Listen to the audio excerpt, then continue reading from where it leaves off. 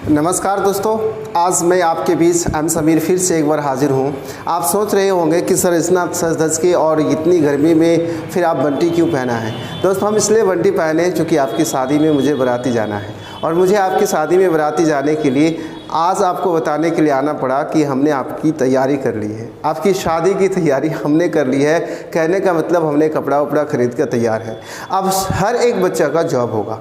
जो बच्चे सीटेट पास हैं, जो बच्चे बीटेट पास हैं, जो बच्चे स्टेट क्वालिफाइड है, उन बच्चों को आप जॉब लेने से कोई नहीं रोक सकता है।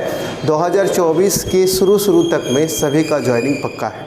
आप सोच रहे होंगे कि सर ये कहाँ से आप बोल रहे हैं, कैसे दावा कर रहे हैं। तो आइए लीजिए, आपको मैं प्रूफ के साथ बताने के लिए आया हूँ कि कैसे जॉब होने के लिए तैयार आपको जॉब कैसे मिलने वाला है। तो आप इस वीडियो को पहली बात तो सबसे पहले आप लाइक कर दीजिए, इसको शेयर कर दीजिए, इसको सब्सक्राइब कर दीजिए और साथ में आप पूरा का पूरा वीडियो देखने का प्रयास कीजिए, स्किप मत कीजिए। हाँ, अभी आप सोच रहे होंगे और मेरे ख्याल से इससे जस्ट पहले वाला वीडियो आप देख रहे थे कि आज का जो मीटिंग था, इस मीटिंग का निर्णय क्या हुआ और आपको पता चल गया होगा कि बीएड वालों को निकाल दिया गया। तो डीएलएड वाले भाई तो मज़े से नाच रहे होंगे और बीएड वाले कहीं ना कहीं वो सर और कंधे लगाकर रो रहे होंगे। मैं बीएड वाले भाइयों से कहना चाहूँगा कि आप धैर्य रखिए, हिम्मत रखिए। एक दरवाज़ा बंद होता है तो कई दरवाज़ा खुल जाता है। मैं कतई खुश नहीं हूँ कि आपको हटा दिया गया है। मैं चाह रहा हूँ कि आपका भी जॉब हो और आपका भी जॉब पक्का होगा, क्योंकि फिर 8 फेज़ का चर्चा तेज़ है। अर्थात मान लीजिए कि लगभग तय है कि अक्टूबर दिसंबर में वो भी फाइनल होने वाला है। उसका भी वैकेंसी का लगभग तैयार हो रहा है सारी चीज़ें। तो आप समझ सकते हैं कि अब 6 to 8 में बम्पर भर्ती आने वाला है आपके लिए, तो आपका सिलेक्शन वहाँ होने वाला है। हर किसी का जॉब होगा, ये मैं कैसे कह रहा हूँ, ध्यान दीजिएगा। दोस्तों आपको मैंने पिछली एक वीडियो में 3 से 4 दिन पहले मैंने एक वीडियो अपलोड किया था। आप लोगों ने इतना प्यार दिया कि वो वीडियो बहुत ज़्यादा वायरल हो गया। मैं चाहता हूं कि इस वीडियो को भी आप वायरल करें और फैक्ट के साथ आप जुड़ पाए, फैक्ट को समझ पाए, क्योंकि फैक्ट नहीं जानिएगा तो हवाई बात से कुछ नहीं होने वाला। दोस्तों पता है कि 7th फेज़ में क्या हुआ। 7th फेज़ में जो बच्चे 7th फेज़ का यानी कि 7th फेज़ का जो बच्चे एग्ज़ाम दिए थे, 7th फेज़ में जो एग्ज़ाम दिए थे उसमें हुआ क्या। 1 to 5 अगर आप देखोगे, 1 to 5 में देखोगे कितना सीट्स था दोस्त, लगभग 1 to 5 में सीट्स आप कह लो 80K के आसपास, यानी कि 80,000 के आसपास। और आप अगर बोलोगे 6 to 8 में, तो आप इसमें तो पहले 1700 के आसपास का सीट का चर्चा हो रहा था। इससे पहले 35,000 का चर्चा हो रहा था। फिर कहा कि नहीं, हम 1 to 5 में जो टीचर्स हैं और वो काबिल हैं, उसके पास ग्रेजुएशन का डिग्री भी है, तो हम 1 to 5 वाले को प्रमोट कर देंगे और 6 to 8 का टीचर बना देंगे। इसलिए इसके वैकेंसी को क्या किया, 7 फेज़ से हटा दिया। और क्या किया, 9 से 10 तक के बच्चों के लिए वैकेंसी दिया। कितना जी, तो लगभग आप देख सकते हैं 33,000 यानी 33K के आसपास। उसके बाद क्या किया, 10 से लेके 12 तक के वैकेंसी कितना दिया, लगभग आप सकते हैं 57K। इतना हम थोड़ा सा देखिए, आपको हालांकि एक्यूरेट नंबर जानते हैं, आप भी जानते हैं, बट हम थोड़ा सा आपको एवरेज में बता रहे हैं। तो 57K किसको दिया, 10 से 12 वाले को। 9 से 10 वाले को कितना दिया, 33K। और 6 to 8 में नहीं दिया। देखिए बीएड वाले परेशान क्यों हैं, और होना भी चाहिए, होना लाजमी है। आपका एज गुजर रहा दोस्त, एज मेन है। जॉब ये नहीं है कि इस बार हमको निकाल दिया गया। बीएड वाले रो क्यों रहे हैं, परेशान क्यों हैं, क्योंकि उसका एज बहुत इंपॉर्टेंट है। पता है 27 साल, 28 साल, 29 साल, 30 साल, 32 साल के लोग हो चुके हैं। कई साल से शादी रोक के रखा है कि हाँ भाई शादी जॉब हो जाएगी तो शादी होगी। आपको पता है कई लोग, कई बच्चे, मानो ना तुम जो वीडियो देख रहे हो, आपने शादी का मतलब 27-28 साल तक की एज को आपने गुजार दिया है। आपने इतना पढ़ लिख के बीए करके आपने बीएड किया है और उसके बाद आप क्या चाह रहे हैं, आप तो चाह रहे हैं ना कि हम पढ़ी लिखी एक अच्छी लड़की से शादी करेंगे। और पढ़ी लिखी अच्छी घर में जब आप रिश्ता लेके जाते हैं तो आपकी शादी नहीं होती कि लड़का क्या करता है, तो बेरोजगार है। तो आपके लिए जॉब तो बहुत इंपॉर्टेंट है, केवल जीने के लिए नहीं, कई मायने में। तो दूसरी चीज़, अब आपका मन है कि हम पढ़ाएंगे, और पढ़ाना इतना पवित्र काम है कि इससे अच्छा काम हो ही नहीं सकता दुनिया में, तो आप इस पवित्र काम के साथ जुड़ना चाह रहे हैं, इसलिए भी बहुत अहम है कि आपको जॉब लेना है, आपको टीचर बनना है। लेकिन समस्या क्या हुआ, बीएड वाले रोक क्यों रहा है? क्योंकि यहाँ पे इतना ज़्यादा वैकेंसी और वहाँ से उसको क्या कर दिया गया, निकाल दिया गया, यानी वहाँ से उसको वंचित कर दिया गया, हटा दिया गया। इसमें उसका ऑप्शन बन सकता था जो बच्चे बीए किए हैं। अब जो बच्चे बीए किए हैं या बीएससी किए हैं या बीकॉम किए हैं, उन बच्चों के लिए एक ऑप्शन बनता था यहाँ पर, चूंकि वो पीजी ने किया है, हाँ एक ऑप्शन यहाँ पे भी बनता, लेकिन दोस्त यहाँ टफ हो जाता है, यहाँ बहुत बड़ा चैलेंजेस है। क्योंकि यहाँ पे आपका जैसे सोशल साइंस का टीचर बनना है तो 2-3 सब्जेक्ट पढ़ना पड़ेगा, साइंस का टीचर बनना है तो 2-3 सब्जेक्ट पढ़ना पड़ेगा, फिजिक्स पढ़ना है, केमिस्ट्री पढ़ना है, बायो पढ़ना है। ये चैलेंजिंग है दोस्त, ये चैलेंजिंग है। और बच्चे इतने दिन से पढ़ रहा है, साइड में कुछ काम करना स्टार्ट कर दिया है, इधर उधर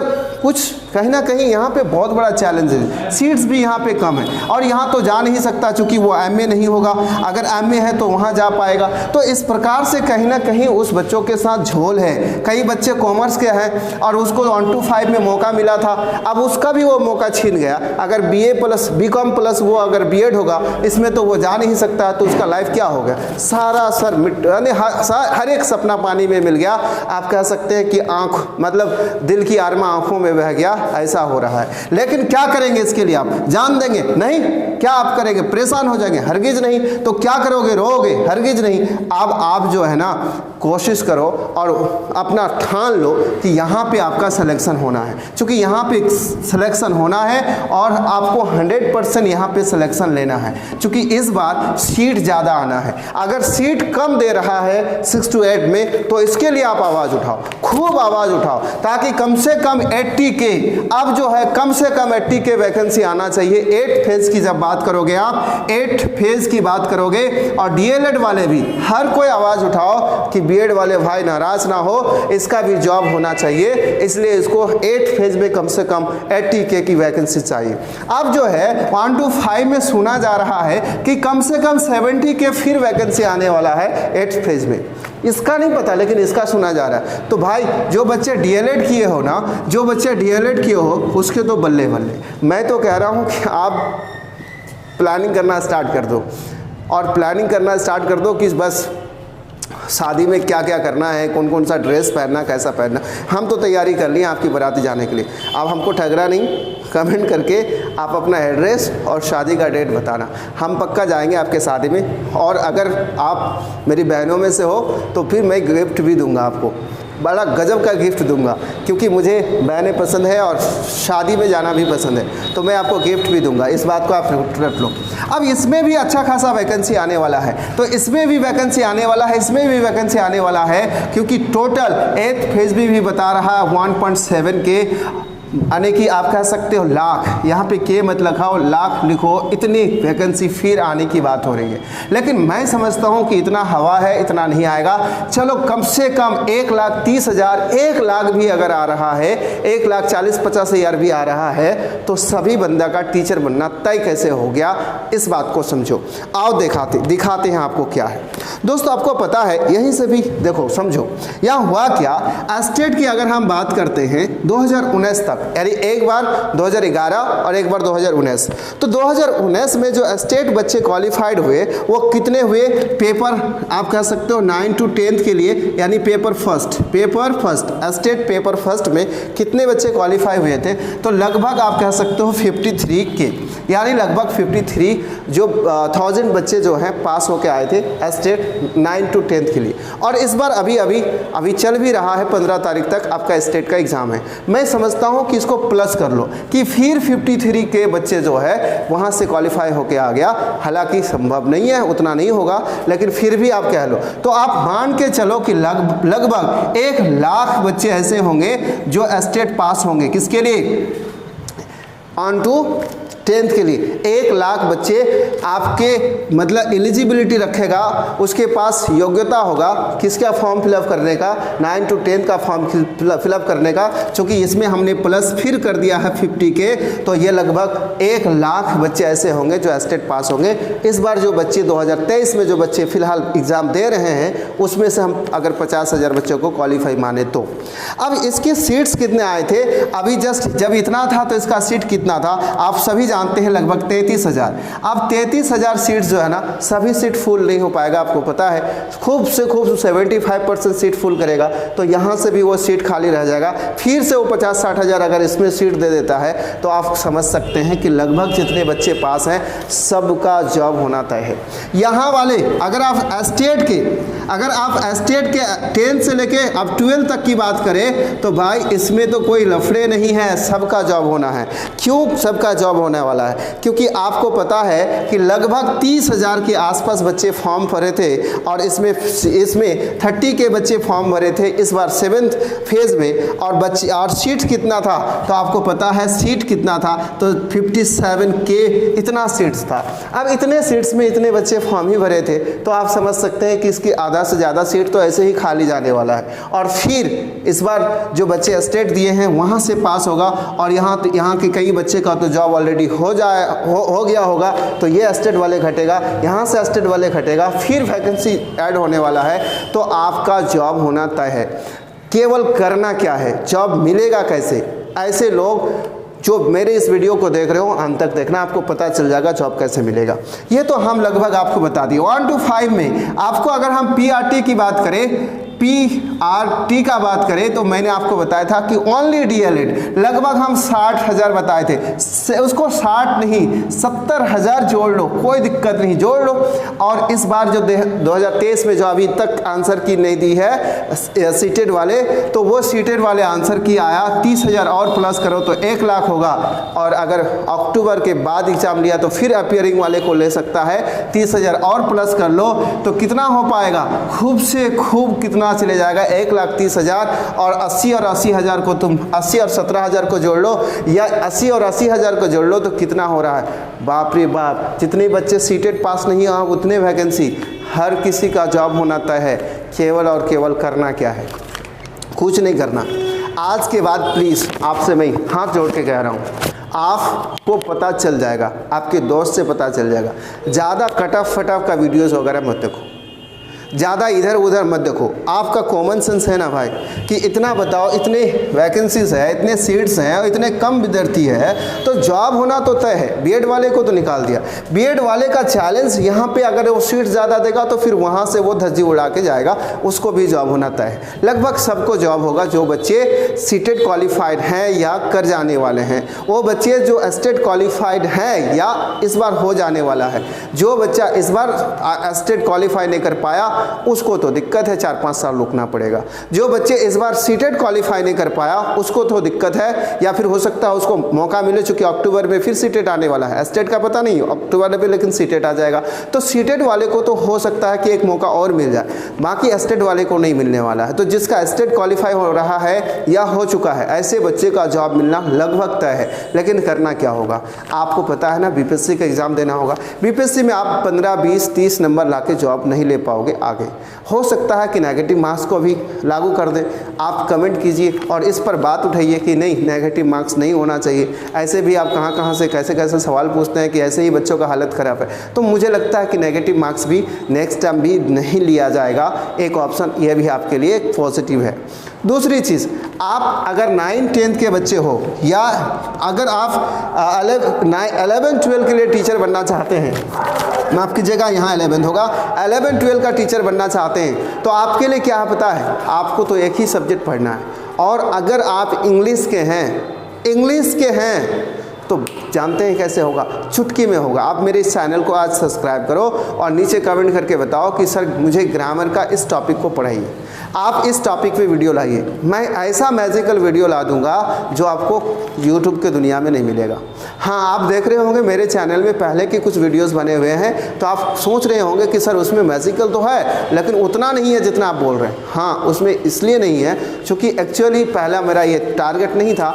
हम ऐसे ही लॉकडाउन में फ्री रहते थे तो कुछ ऐसे ही बना के जहाँ तहाँ से डाल देते थे, उसके लिए कोई प्लानिंग नहीं करते थे। आप जब हमको कमेंट करके बताओगे सर इस टॉपिक में वीडियो बनाओ, तो मैं उसका ऐसा निचोड़ निकाल के लाऊंगा, ऐसे कॉन्सेप्ट लेके आऊँगा कि डायरेक्ट आपके दिवेजा में घुस जाएगा। आप अगर चाहते हैं कि ऐसा हो तो आप प्लीज़ कमेंट करके बताना कि आपको ग्रामर का किस टॉपिक को पढ़ना है। ऐसे हम नेक्स्ट डे यानी कल हो सकता है कि आर्टिकल का हम टॉपिक अपने मन से दे दें। और आर्टिकल का टॉपिक देंगे ना तो हम ऐसे नहीं बताने वाले हैं ए अंधा को आर्टिकल कहते हैं, बच्चों को पूछो कि आर्टिकल क्या है तो कहता है ये अंधा को आर्टिकल कहते हैं। मैंने पूछा था भाभी किससे कहते हैं, तो लोग कहता है ये मेरा भाभी है। अरे भाई, मैंने ये नहीं पूछा था कि ये तुम्हारी भाभी है या किसकी है, मैंने पूछा था भाभी किससे कहते हैं, आपने दिखा दिया लो ये भाभी है। मैंने पूछा आर्टिकल क्या है और तुम कहते हो ये अंधा को आर्टिकल कहते हैं। तो ये सही डेफिनेशन नहीं है। चूँकि आपने डेफिनेशन ही गलत बताया है तो आर्टिकल का नॉलेज आपको सही प्रकार से नहीं हो पाया है। ना आप पोजीशन ऑफ आर्टिकल को सीख पाए हैं, ना आर्टिकल जो डेफिनिट और इनडेफिनिट सेंस को दिखाता है ना उनका, ना उसको आप समझ पाए हैं। बिल्कुल आपको इसको सही ढंग से समझने की आवश्यकता है। ऐसा नहीं है कि कोई आप में से कई महान दोस्त होंगे जो हमसे ज़्यादा नॉलेज रखते होंगे, अलग चीज़ है। बाकी जो बच्चे का कमज़ोर है, जो नहीं जानते हैं, उसके लिए मैं कह रहा हूँ कि यह सही डेफिनेशन नहीं है। मैं मज़ेदार अंदाज में आपको आर्टिकल पढ़ाने वाला हूं। आप इस न्यूज़ को, इस एनालिसिस को देखने के बाद आप कंफर्म हो जाओ और तैयारी में लग जाओ। दोस्त तैयारी करो। इस बार कट ऑफ डाउन करने वाली बात तो है ही, उसमें तो अभी तक क्लेरिफिकेशन नहीं हुआ, लेकिन हाँ नीचे आएगा, आपका जॉब होगा। नहीं तो नेक्स्ट टाइम पक्का आपको अगर PRT में अगर आप जाना चाहते हैं तो प्लीज़ मैथ पढ़ो, और मैथ में बहुत अच्छा आप मैथ के बेसिक फंडामेंटल्स मैथमेटिक्स को समझना स्टार्ट करो। अगर और साथ में जीके जीएस को, थोड़ा सा जीके को समझने की कोशिश करो, जीएस को देखो। और अगर आप 1 to 5 के हैं तो ऐसा करोगे, 6 to 8 में हो तो मुझे इसके बारे में उतना नॉलेज नहीं है, लेकिन 11-12 में पास करना बहुत ईजी है, क्योंकि इसमें आपका एक पर्टिकुलर सब्जेक्ट होता है और पीजी आप किए हैं तो उस सब्जेक्ट में आप महान होंगे ही। उसको थोड़ा सा साइन अप करने की आवश्यकता है, उसको थोड़ा ब्रश अप करने की आवश्यकता है। अगर आप 9 to 10 में हैं तो इसमें भी आपका ऑलमोस्ट सब्जेक्ट ही बेस पे हो जाता है, एक कुछ थोड़ा एक्स्ट्रा जुड़ जाता है, तो कहीं ना कहीं आप वहाँ पे भी अच्छा कर पाओगे और आपका जॉब होना पक्का है। आप बिल्कुल पक्का आप जॉब लेके आओगे, आपके घर पर आपकी घर में शहनाई बजेगी, आपके हाथ में मेहंदी लगेगा। हम ऐसा आपके लिए दुआ करते हैं कि आप इस बार अगर शादी कर लिया हो तो दूसरी मत करना, अगर शादी नहीं हुई है तो जॉब लेने के बाद मौका मत छोड़ना। कोशिश करना जिस स्कूल में आपका ज्वाइनिंग हो, चूँकि 50% आरक्षण है, तो उसी स्कूल में आप शादी कर लो, अच्छा रहेगा, आने जाने में ठीक रहेगा। लेकिन हाँ, कोशिश करना कि किसी गरीब घर की बेटी से शादी करना। आपको जॉब लग गया, बीपीएससी से अच्छा सैलरी होगा, आप ऐसा कोशिश करना, आप थोड़ा सा नया और अलग ढंग का एक हवा बहलाना, कुछ ऐसी गरीब घर की बहनों को खुशी देना, ताकि आपको देखकर सारे लोग धीरे धीरे मूव हो और हर बहन की हाथ में मेहंदी सजे, हर कोई खुश होने की कोशिश करे, कोई गरीबी में अपना मतलब अफसोस ना करे, कोई ऐसा ना सोचे कि हाय भगवान मैं गरीब क्यों हूँ। इसलिए मैं चाहूँगा कि आप ऐसा परिवर्तन जरूर करेंगे। जय हिंद, जय भारत। तब तक के लिए इतना ही। एंजॉय कीजिए, मस्त रहिए, मगन रहिए, जॉब मिलेगा, तैयार रहिए। इस बार नहीं तो नेक्स्ट टाइम। 4 महीना की तो बातें हैं, 4 साल 20 साल से हम लोग इंतज़ार कर रहे थे, अब इंतज़ार करने का घड़ी ख़त्म है। जय हिंद, जय भारत।